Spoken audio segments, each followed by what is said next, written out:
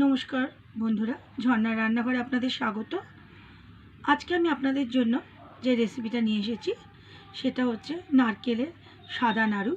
আর এই নারকেলের সাদা নাড়ুটা বন্ধুরা আমি কিভাবে বানাচ্ছি তা দেখুন।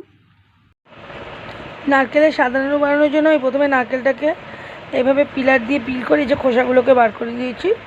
এটা সাদা নাড়ু বানানোর ক্ষেত্রে করলে ভালো, মানে চিনি দিয়ে ক্ষীর দিয়ে যে নাড়ুটা করা হয় সেই নাড়ুটা করার জন্য এভাবে পিল করে রেখে দিয়েছি খোসাটা আপনারা অন্য কাজে ইউজ করে নিতে পারেন।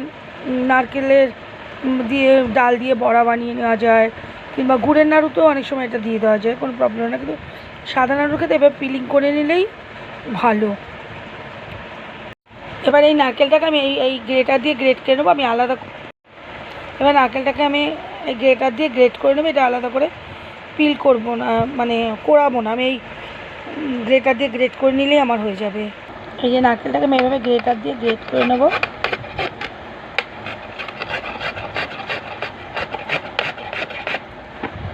বন্ধুরা, নারকেলটা আমার এভাবে গ্রেট হয়ে যাচ্ছে। এভাবে আমি গ্রেট করে নেবো নারকেলটাকে। পুরো নারকেলটাকে এভাবে গ্রেট করে নিলে কোড়ানোর মতো পুরো হয়ে যাবে।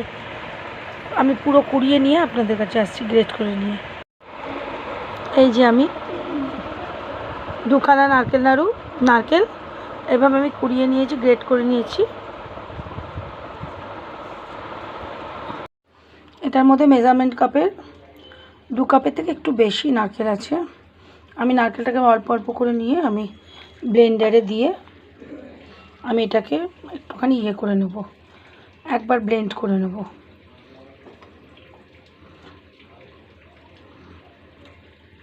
মেজারমেন্টটাই সব এখানে। এই মেজারমেন্ট কাপের 2 কাপের একটু বেশি নারকেল ছিল, সেই জন্য আমি এটাতে একটু 2 কাপের বেশি চিনি দেবো, অল্প একটু বেশি চিনি দেবো।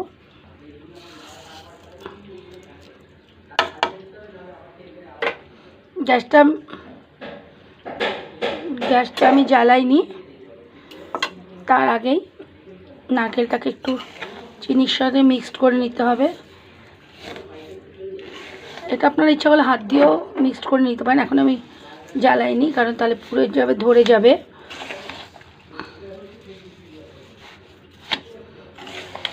এটার ক্ষেত্রে ননস্টিক প্যানে না করাই ভালো।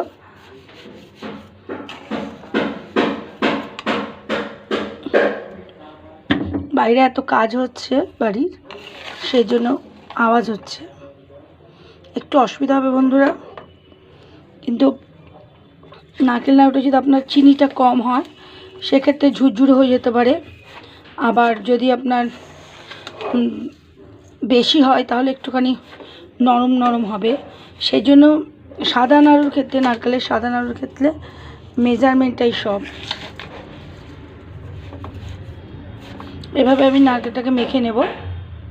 দেখুন বন্ধুরা, আমি গ্যাস জ্বালানোর আগে কীভাবে নারকেলটাকে সুন্দর করে পাক দিয়ে নিয়েছি। এখন আমি গ্যাসটা জ্বালাইনি, এটা দিয়ে আমি চিনিটা দিয়ে যে মেখে নিয়েছি। এবার আমি আস্তে চালিয়ে দেবো গ্যাসটা। এবার আমি গ্যাসটা জ্বালাবো।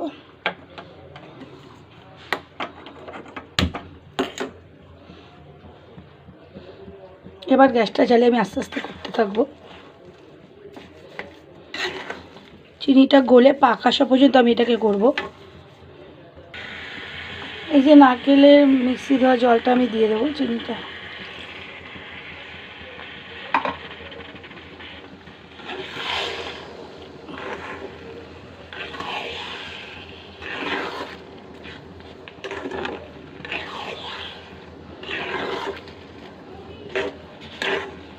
এবার আমি দিয়ে দেবো, আর আমি দিয়ে দেবো আমুল স্প্রে 2 চামচ থেকে 3 চামচ মতো।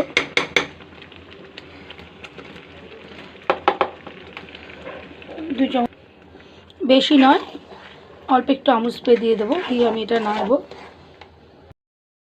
ওপর থেকে আমি একটুখানি এলাচের গুঁড়ো দিয়ে দেবো।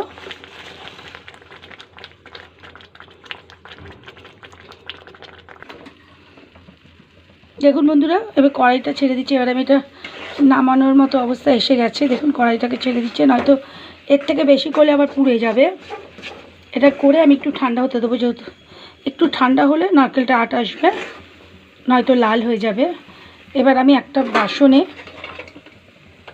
এইভাবে একটু ঘি এইভাবে মাখিয়ে নিলাম। এবার এটার মধ্যে আমি ঢালবো।